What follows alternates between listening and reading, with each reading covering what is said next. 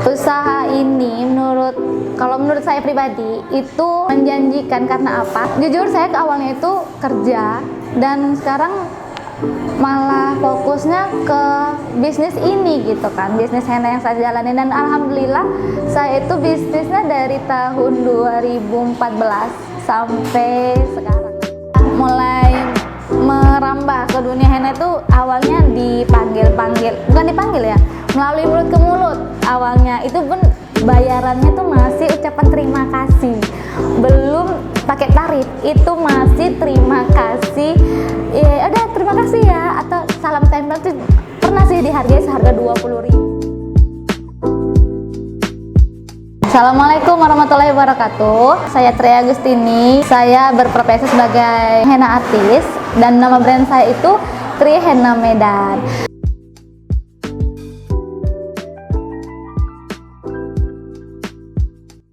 Usaha ini kalau menurut saya pribadi itu menjanjikan karena apa? Jujur saya ke awalnya itu kerja dan sekarang malah fokusnya ke bisnis ini gitu kan, bisnis henna yang saya jalani, dan alhamdulillah saya itu bisnisnya dari tahun 2014 sampai sekarang. Nah kemarin kan saya kerja tuh, jadi pembagian waktunya itu ya pandai-pandai kita gitu, dan alhamdulillah saya ini sekarang lebih fokusnya kemari aja sih. Menurut saya ini emang sangat menjanjikan karena memang banyak wanita-wanita di luar sana, para pebisnis, bukan pebisnis, maksudnya para pekerja rata-rata tuh semua udah pada resign dan mereka memilih untuk untuk fokus ke henna, dan sekarang makin banyak para kang henna tuh newbie dan dengan hasil-hasil yang lebih bagus dibandingkan saya pastinya gitu.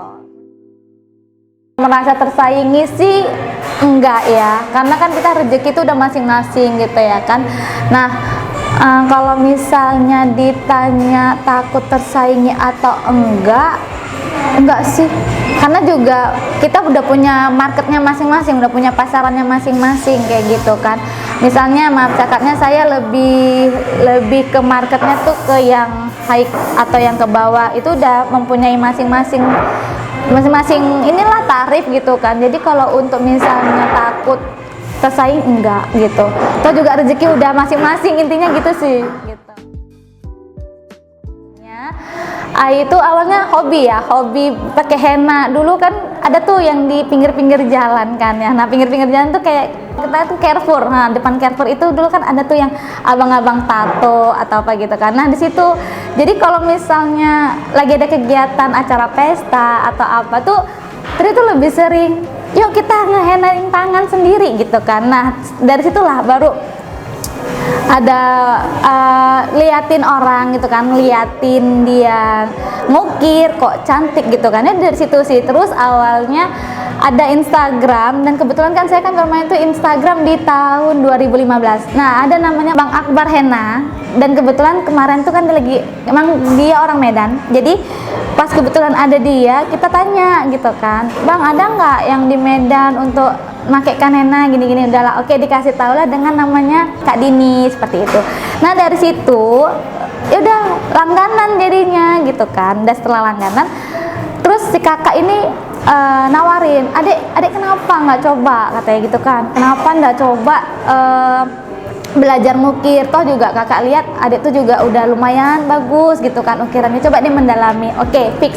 Jadi setelah dapat masukan dari si kakak itu kayak gitu, jadi ya udah si kakak buka bimbingan private gitu kan, private. Nah kebetulan Tri kan bukan dari basic, jadi cuman inti belajar sama Kak Dini itu tekniknya aja gitu, teknik awal sih. Ya udah dari situlah sampai sekarang lah, makanya digeluti 2014-nya itu barulah mulai merambah ke dunia henna. Itu awalnya bukan dipanggil ya, melalui mulut ke mulut. Awalnya itu pun bayarannya tuh masih ucapan terima kasih, belum pakai tarif, itu masih terima kasih. Ya udah terima kasih ya, atau salam tempel tuh pernah sih dihargai seharga 20.000. Itu sepasang tangan kaki, itu full ya, maksudnya nggak full, maksudnya kayak sefull tangan dari pergelangan tangan sampai kaki, itu 20.000 itu dulu itu. Dan durasi pengerjaannya tuh kurang lebih 7 sampai 8 jam, dan itu masih mencontek desain orang, dan itu sungguh sangat sulit sih menurut kita yang masih newbie gitu kan. Nah, lambat laun karena udah banyak jam terbang, ya udah jadi enak aja gitu kerjanya, bisa sekarang maksimal 3 jam gitu, dan alhamdulillah sekarang udah pakai tarif sendiri gitu.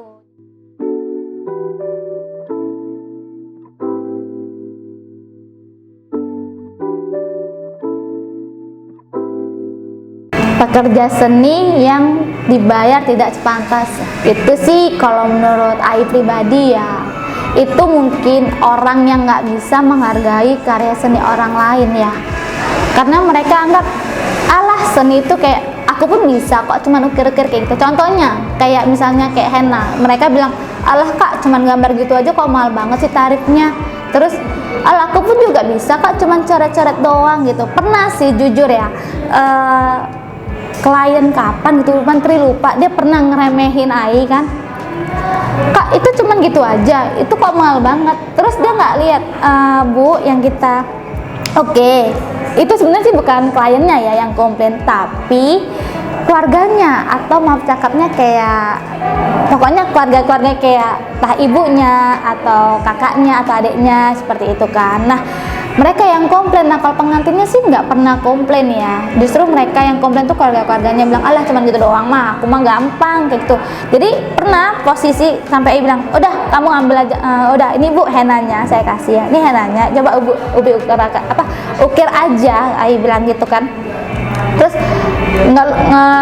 daripada nggak enak hati kan, bagusan ya udah kak, aku selesaikan, udah nggak usah dibayar seperti itu. Cuman yang malah yang nggak enak itu malah pengantinnya gitu kan, misalnya udah kak nggak usah dengerin apa kata mereka deh kak, kata dia seperti itu. Pertama ngedapetin klien yang kayak gitu, itu bener-bener awal sebenarnya gini kan, takut gitu, tapi kok ya udah deh nggak apa, ini tantangan.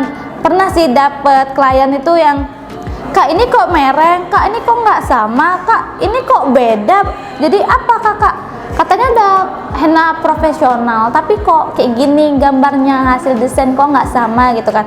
Nah padahal di awal kita chat-chatan gitu kan, gambar boleh ini sebagai referensi, tapi hasil itu nggak bisa sama karena setiap ukiran tangan orang tuh pasti berbeda-beda gitu ya kan kak. Jadi pernah dibilang kak ini kok mereng, terus oh ya kak namanya nih, jadi kita harus pandai menjelaskan kak ini kenapa kok bisa mereng, kak ini kenapa kok nggak lurus gitu kan. Jadi kita harus pandai, kak ini kan kulit dia sintetis, jadi kalau misalnya kita gerak gini aja pun hasil ukiran tuh pasti bakalan mereng, walaupun kita ini udah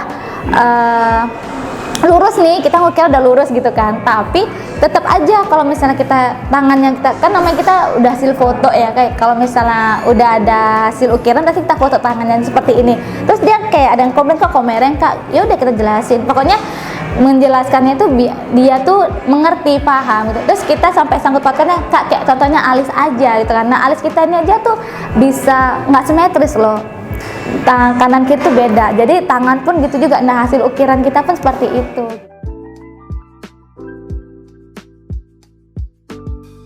Misalnya di teknik henna marun dengan henna putih itu udah pasti berbeda ya. Kalau misalnya henna putih itu dia harus flat, nah kalau misalnya henna marun itu dia tidak perlu flat. Nah, jadi ini kebetulan Ai pakai henna marun, ini buatnya gini.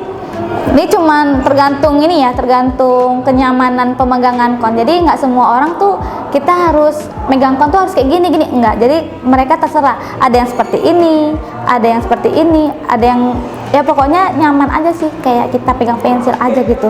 Nah kebetulan kalau Ai kan megangnya tuh seperti ini. Jadi yaudah, ini tinggal pencet aja. Kenapa Tri pakai ini?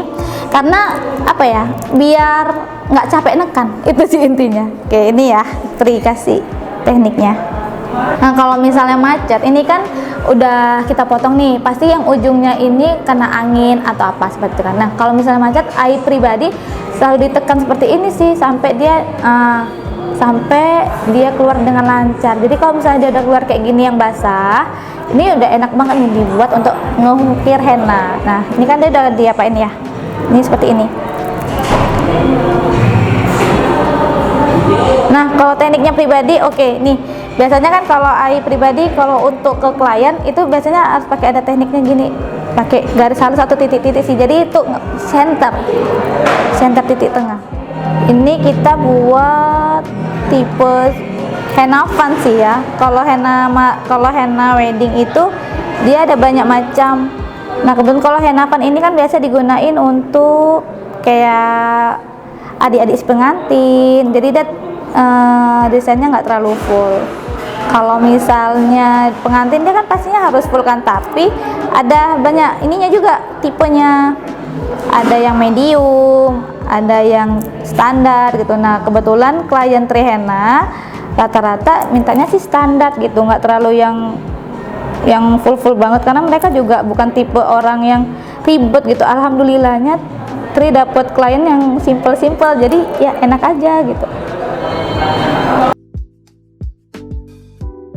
Kalau yang untuk marun sama henna white itu jelas berbeda ya Bang. Kalau putih itu cenderung lebih mahal. Kalau misalnya marun itu standar. Kalau misalnya pribadi, kalau marun itu 3,5. Ini harga lama ya, 3,5. Terus kalau misalnya putih itu 400. Itu kalau 400 itu udah termasuk Swarovski, glitter, dan pernak-pernik lainnya lah. Dan kalau misalnya henna white dia cuma in doang, dan henna white itu udah sepasang tangan aja ya. Kalau misalnya henna marun dia sama kaki. Kenapa henna white lebih mahal?